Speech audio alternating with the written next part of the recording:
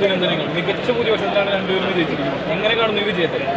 തീർച്ചയായിട്ടും വടക്കാഞ്ചേരി അംഗീകരിച്ചു എന്നുള്ളത് ഏറ്റവും വലിയ ജീവിതത്തിലെ തന്നെ ഏറ്റവും വലിയ അംഗീകാരമായിട്ട് കാണുകയാണ്. കാരണം ഞാൻ ജനപ്രതിനിധിയായ ഡിവിഷനിൽ എന്നേക്കാളധികം ഭൂരിപക്ഷത്തിനാണ് സന്ധ്യ കൊടക്കാടത്ത് വിജയിച്ചിട്ടുള്ളത്.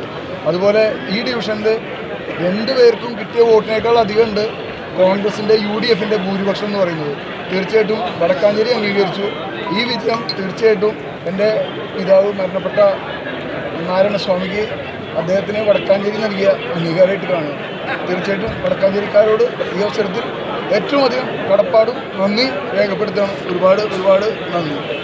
പ്രിയപ്പെട്ട വടക്കാഞ്ചേരിയുടെ കൂടെ എന്നും ഉണ്ടാവും, ഒരു സംശയം വേണ്ട. വടക്കാഞ്ചേരിയിലെ ആളായി, വടക്കാഞ്ചേരിക്കാരനായി, വടക്കാഞ്ചേരിക്കാരുടെ കൂടെ എന്നും ഉണ്ടാവും ഏതാവശ്യത്തിനും. നഗരസഭയുടെ ഭരണം UDFിലേക്ക് തിരിച്ചു വരുമെന്നുള്ള ഒരു പ്രതീക്ഷ ഈ നിമിഷത്തിലുണ്ടോ? തീർച്ചയായിട്ടും.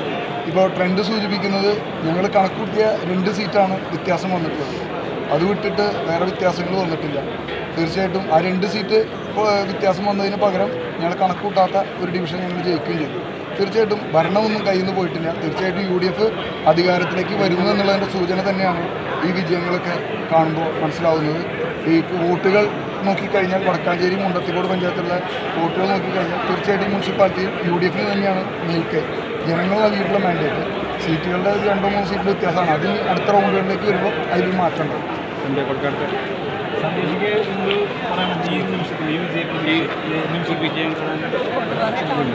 എല്ലാ വോട്ടർമാർക്കും നന്ദി പറയാണ്.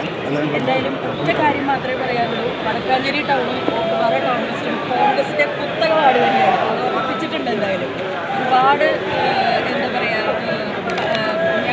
പ്രചരണങ്ങൾ ഒരുപാടുണ്ടായിരുന്നു ഞങ്ങൾക്കെതിരെ. അത് വാർഡ് ഭൂമിയിൽ കഴിയുന്ന വാർഡ് കഴിഞ്ഞ് പോകുന്നതാണ്, ഞങ്ങൾ ജയിക്കില്ല എന്നുള്ള ഒരുപാട് പ്രചരണങ്ങൾ നടന്നിട്ടുണ്ടായിരുന്നു. എന്നെയൊക്കെ അതിജീവിച്ച് ഈ 2 വാർഡിലെയും